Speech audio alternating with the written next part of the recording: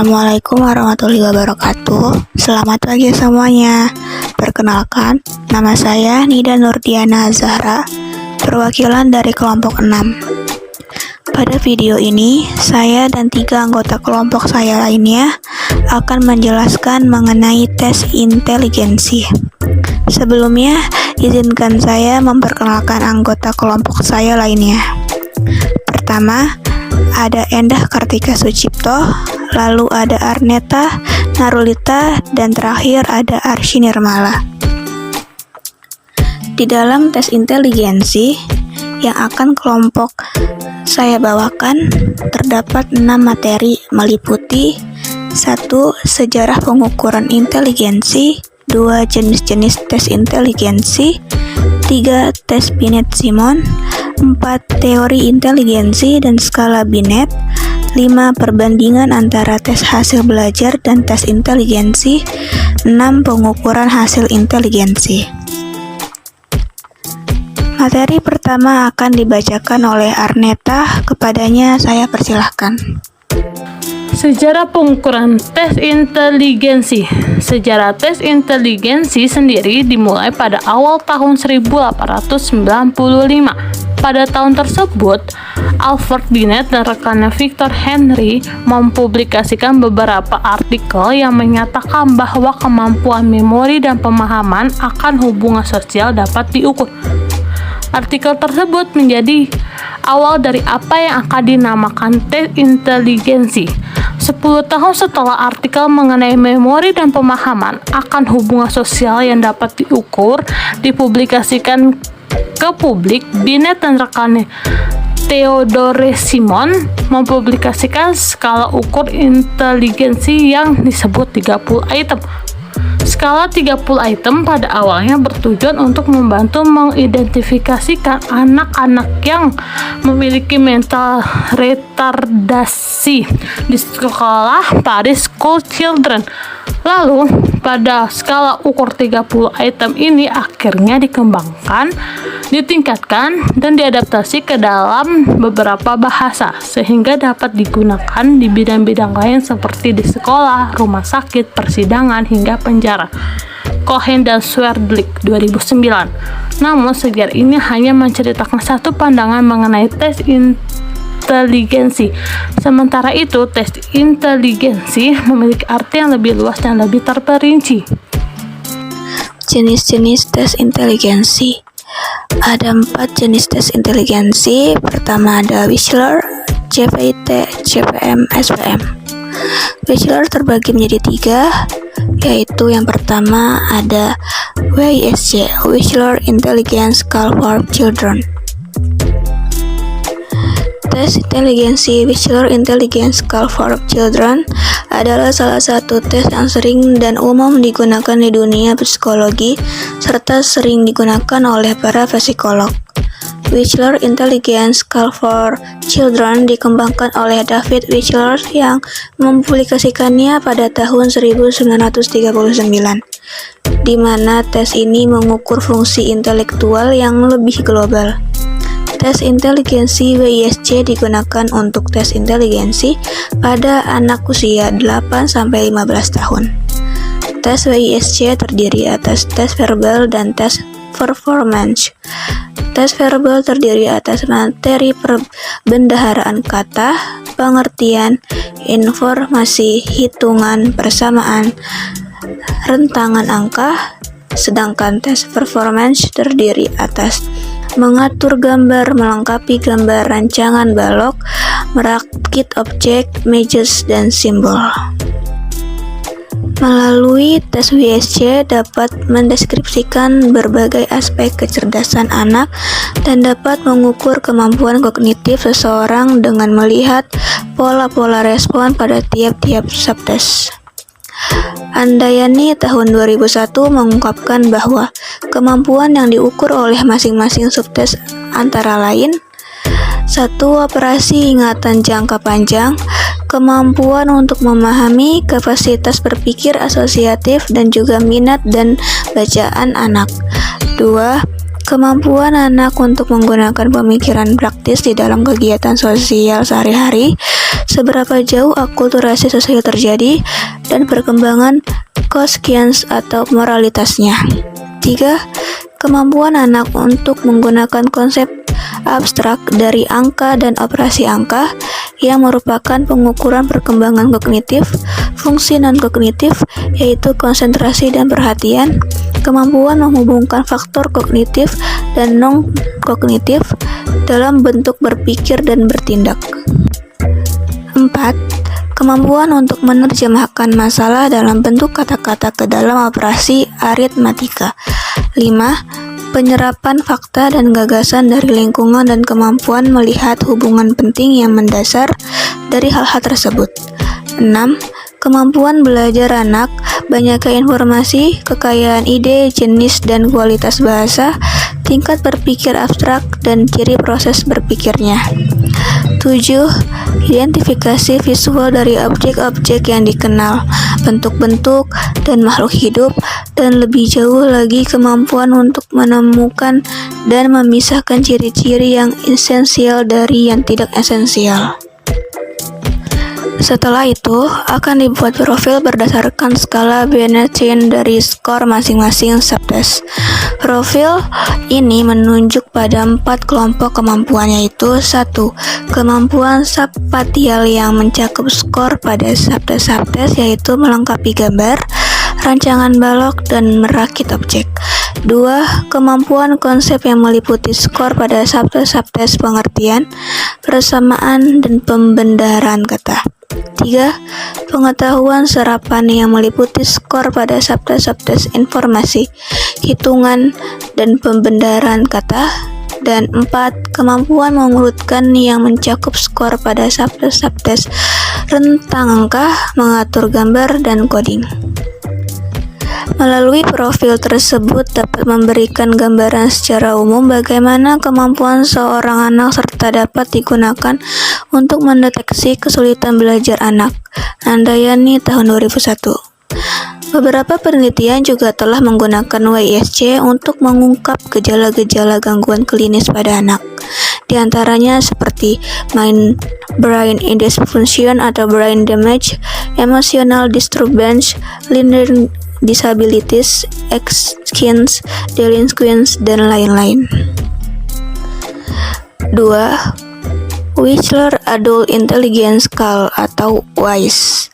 WISE dikembangkan oleh David Wechsler akibat rasa ketidakpuasan dengan batasan dari teori Stanford Binet dalam penggunaannya, khususnya dalam pengukuran kecerdasan untuk orang dewasa, sehingga dikembangkanlah tes ini.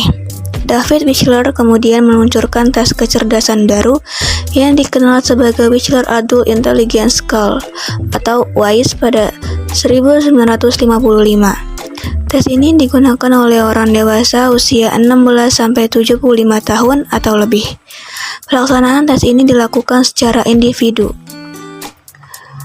WISE menjadi alat tes yang paling populer karena paling banyak digunakan di dunia saat ini. Tes ini semula bernama Wechsler Belief Intelligence Scale atau WBIS. Tes inteligensi ini memiliki 6 subtes yang terkombinasikan dalam bentuk skala pengukuran keterampilan verbal dan 5 subtes membentuk suatu skala pengukuran keterampilan tindakan. Rahmah tahun 2011. Ma'arif tahun 2017 menjelaskan materi tes WAIS terbagi menjadi 11 subtes. Adapun sub-subtes tersebut terdiri atas A. Bentuk verbal. Ada 6 bentuk verbal: 1. Informasi, 2. Pemahaman, 3. Hitungan, 4. Persamaan, 5. Rantang angka, 6. Pembendaharaan kata. B. Bentuk performance. Ada 5 bentuk performance: 1. Simbol angka, 2. Melengkapi gambar, 3. Rancang balok, 4. Mengatur gambar, 5. Merakit objek. Dan yang ketiga, ada Wechsler Preschool and Primary Scale of Intelligence atau WPPSI. WPPSI dikembangkan oleh Wechsler. Sesuai dengan namanya, alat tes ini dirancang dan ditunjukkan untuk anak-anak pada usia sebelum masuk sekolah atau anak-anak yang ada pada tingkat taman kanak-kanak. Perkiraan usia dimulai dari 2 tahun atau saat anak mulai masuk ke taman kanak-kanak hingga umur 6 tahun saat anak mulai masuk ke sekolah dasar. Alat tes ini bertujuan untuk mengetahui tingkat kecerdasan anak secara keseluruhan serta dapat juga digunakan untuk mengidentifikasi karakteristik keterlambatan atau kesulitan anak tersebut. Atribut psikologis dan kemampuan-kemampuan yang diukur oleh alat tes ini terdiri dari 2 penilaian besar, yaitu tes verbal yang mencakup atas tes kemampuan menerima informasi, kemampuan pemahaman, kemampuan berhitung, kemampuan melihat persamaan dan pengertian, serta tes prestasi yang terdiri atas rumah binatang dengan mencocokkan nama binatang dan tempat tinggalnya, penyelesaian gambar dengan melengkapi gambar yang kosong, mencari jejak, bentuk geometris, labirin, dan puzzle balok. Alat tes WPPSI juga dapat digunakan untuk mengidentifikasikan dan mengklasifikasikan anak-anak dengan keterlambatan kemampuan kognitif, mengevaluasi keterlambatan kemampuan kognitif, gangguan intelektual, dan autisme. WPPSI juga dapat digunakan untuk menentukan jenis sekolah yang tepat bagi anak hingga melihat apakah anak mengalami kerusakan pada otak. Wechsler tahun 2012. 2. CVIT atau Culture Fire Intelligence Test. CVIT merupakan salah satu tes inteligensi yang sering digunakan oleh psikolog dan lembaga psikologi di Indonesia. Pertama kali tes inteligensi CVIT ini dikembangkan oleh Raymond B. Cattell pada tahun 1940. Dalam proses administrasinya, tes CVIT relatif tidak memakan waktu, yaitu hanya sekitar 30 menit, sehingga tes CVIT populer digunakan di kalangan praktisi. Suwandi tahun 2015. Menurut Cattell, dalam Suwandi tahun 2015, inteligensi terbagi menjadi 2 komponen, yaitu Fluid dan Crystallis Intelligence. Fluid Intelligence merupakan kecerdasan yang berasal dari sifat bawaan lahir atau hereditas, sedangkan Crystallis Intelligence adalah kecerdasan yang sudah dipengaruhi oleh lingkungan. Misalnya, kecerdasan yang didapat melalui proses pembelajaran di sekolah. Tes ini dikembangkan sebagai tes nonverbal untuk mengukur fluid intelligence. Tes CVIT memiliki 3 jenis skala, yaitu skala 1 ditunjukkan untuk usia 4-8 tahun, skala 2 ditunjukkan untuk usia 8-13 tahun, dan skala 3 ditunjukkan untuk individu dengan kecerdasan di atas rata-rata. Skala 2 dan 3 berbentuk paralel A dan B, sehingga tes ini yang dapat digunakan untuk pengetesan kembali. Umumnya, tes-tes ini dapat diberikan pada sekelompok individu secara kolektif, namun terkecuali beberapa subtes dari skala 1. Skala 1 memiliki 8 subtes, namun yang benar-benar adil secara budaya hanya separuhnya. Terdapat kemiripan antara skala 2 dan 3 tes CVIT, yang membedakan hanya tingkat kesukarannya. Suwandi tahun 2015 menjelaskan bahwa skala ini terdiri dari 4 subtes, yaitu 1. Series terdiri dari 13 item. Peserta diinstruksikan untuk melanjutkan gambar secara logis dari 3 gambar yang telah disajikan sebelumnya. 2. Classification terdiri dari 14 item. Peserta diinstruksikan untuk mencocokkan 2 gambar dari setiap seri. Kemudian pada gambar yang cocok dipasangkan bersama. 3. Matrix terdiri dari 13 item.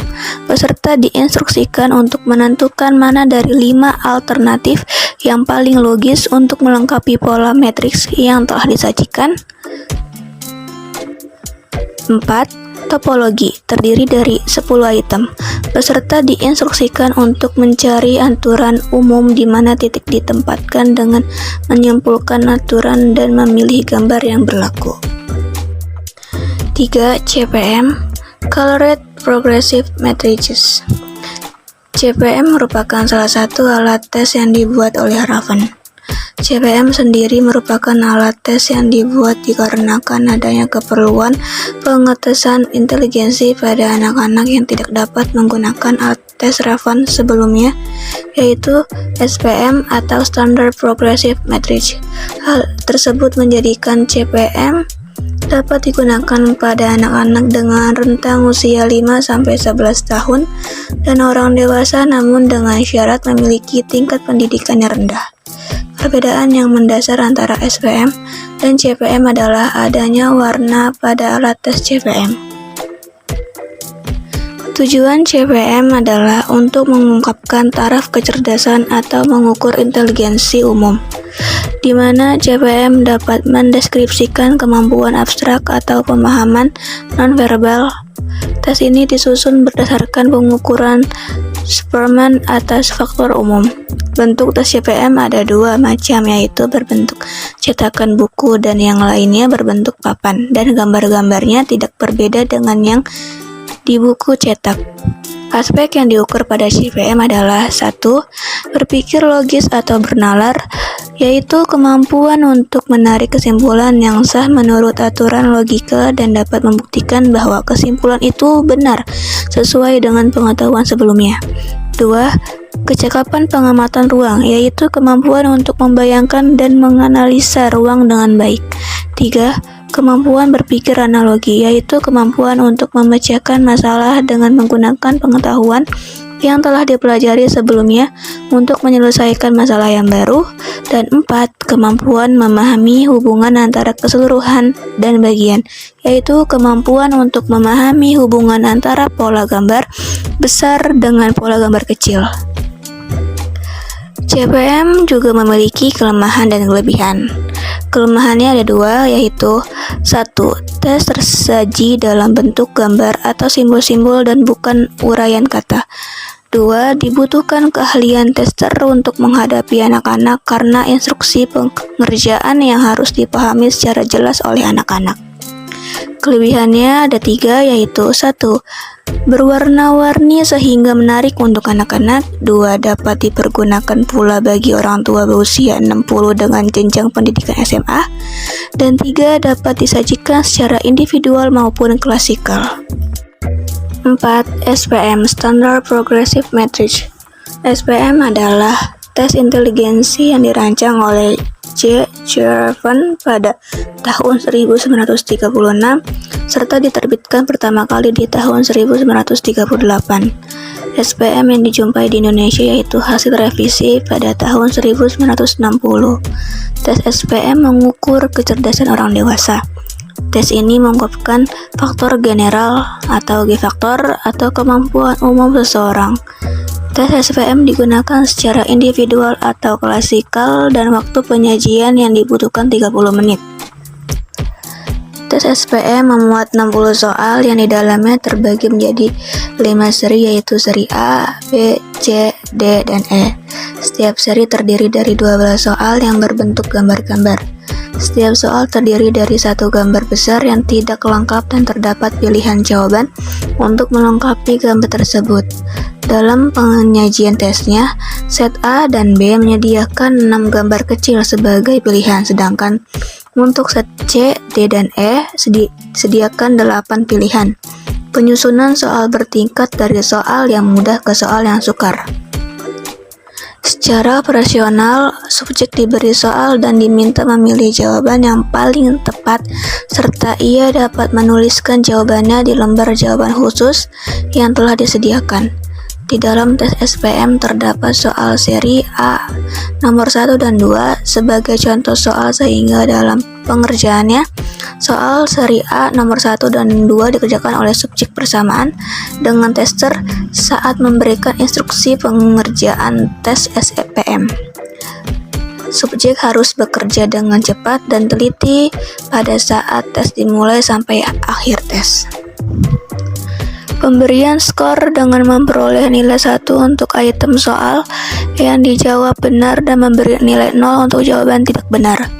Soal seri A, nomor A dan 2 hanya digunakan sebagai contoh dan harus dipastikan benar sehingga secara teoritis range nilai akan bergerak dari 2 sampai dengan 60. Skor total adalah jumlah jawaban benar yang dapat dikerjakan oleh subjek yang kemudian akan diinterpretasikan secara normatif menurut norma penilaian tes SPM. Ravan dalam Kumolo Hadi dan Suseno tahun 2012 menjelaskan bahwa tes SPM tidak memberikan skor berupa suatu angka IQ seseorang, melainkan dengan tingkatan grade inteligensi menurut besarnya skor total dan usia subjek. Tingkat inteligensi subjek dikelompokkan berdasarkan atas nilai persentil sebagai berikut. Grade 1 yaitu intellectually superior ditunjukkan bagi subjek yang memiliki nilai persentil 95 ke atas. Grade 2 yaitu definitely above the average in intellectual capacity ditunjukkan bagi subjek yang memiliki nilai terletak di antara persentil 75 sampai dengan persentil 95. Grade 3 yaitu intellectually average ditunjukkan bagi subjek yang memiliki nilai terletak di antara persentil 25 sampai dengan 75. Grade 4 yaitu definitely below the average in intellectual capacity ditunjukkan bagi subjek yang memiliki nilai terletak di antara persentil 5 sampai dengan persentil 25. Grade 5 yaitu intellectually defensive ditunjukkan bagi subjek yang memiliki nilai yang terletak pada dan di bawah persentil 5. SPM adalah alat tes yang lebih sederhana dan tugas yang diberikan juga lebih mudah. Namun melalui SPM, seseorang hanya dapat mengetahui kategorisasi atau tingkatan grade rata-rata dari inteligensinya. 2. Tes Binet-Simon. Tes Binet-Simon dipublikasikan pertama kali pada tahun 1905 di Paris, Perancis. Tes ini digunakan untuk mengukur kemampuan mental seseorang. Inteligensi digambarkan oleh Alfred Binet sebagai sesuatu yang fungsional.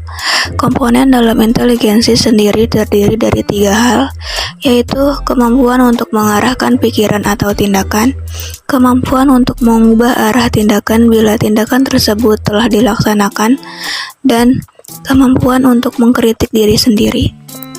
Tes Binet yang digunakan di Indonesia saat ini adalah Stanford Binet Intelligence Scale from LM, di mana tes tersebut merupakan hasil revisi ketiga dari Thurman dan Merrill pada tahun 1960.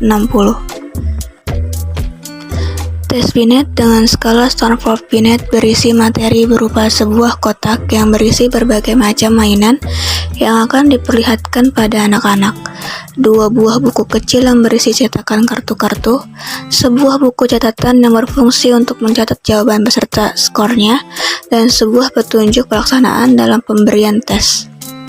Pengelompokan tes-tes dalam skala Stanford Binet dilakukan menurut berbagai level usia, dimulai dari usia 2 tahun sampai dengan usia dewasa. Meski begitu, dari masing-masing tes yang berisi soal-soal tersebut memiliki taraf kesukaran yang tidak jauh berbeda untuk setiap level usianya. Skala Stanford Binet dikenakan secara individual dan pemberi tes memberikan soal-soalnya secara lisan. Meski begitu, skala ini tidak cocok untuk dikenakan pada orang dewasa, sekalipun terdapat level usia dewasa dalam tesnya. Hal ini karena level tersebut merupakan level intelektual dan hanya dimaksudkan sebagai batas-batas dalam usia mental yang mungkin dicapai oleh anak-anak. Skala Stanford Binet versi terbaru diterbitkan pada tahun 1986. Konsep inteligensi dikelompokkan menjadi 4 tipe penalaran dalam revisi terakhir ini dan masing-masing diwakili oleh beberapa tes. Saya Indah Kartika ingin menjelaskan tentang inteligensi dan skala Binet. Teori inteligensi, teori yang mendasari Alfred Binet dan The Order Simon mencetuskan tes inteligensi karena mereka mendefinisikan inteligensi sebagai kemampuan seseorang untuk berpikir secara abstrak.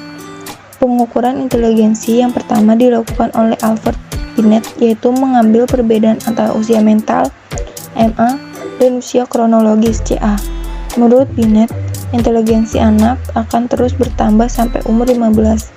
Di atas umur 15, yang bertambah hanyalah pengetahuannya saja. Skala Binet. Skala Stanford Binet dikenakan secara individual dan soal-soalnya diberikan secara lisan oleh pemberi tes. Oleh karena itu, pemberi tes haruslah orang yang mempunyai latar belakang pendidikan yang cukup di bidang psikologi, sangat terlatih dalam penyajian tesnya, dan mengenal betul isi berbagai tes dalam skala tersebut. Perbandingan antara tes hasil belajar dan tes inteligensi. Tes hasil belajar (THB). Tes merupakan suatu alat ukur yang berisi pertanyaan-pertanyaan yang setiap butir pertanyaan tersebut mempunyai jawaban atau ketentuan yang dianggap benar. Secara umum, ada dua bentuk tes, yaitu tes bentuk uraian (essay test) dan tes berbentuk objektif (objective test). Tes inteligensi, tes yang mengungkapkan inteligensi untuk mengetahui sejauh mana kemampuan umum seseorang untuk memperkirakan apakah suatu pendidikan atau pelatihan tertentu dapat diberikan kepadanya.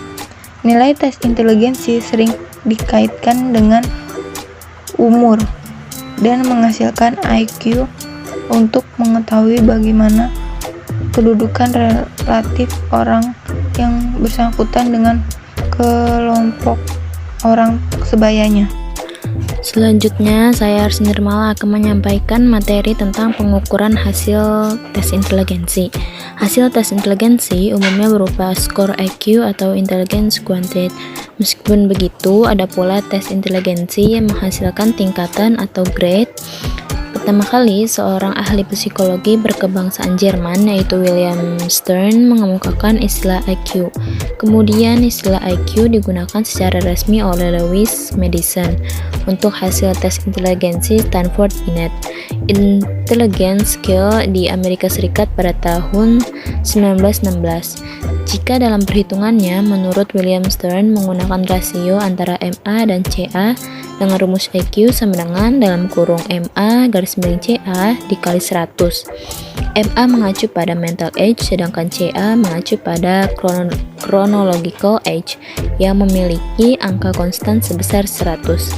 Nuraini 2012.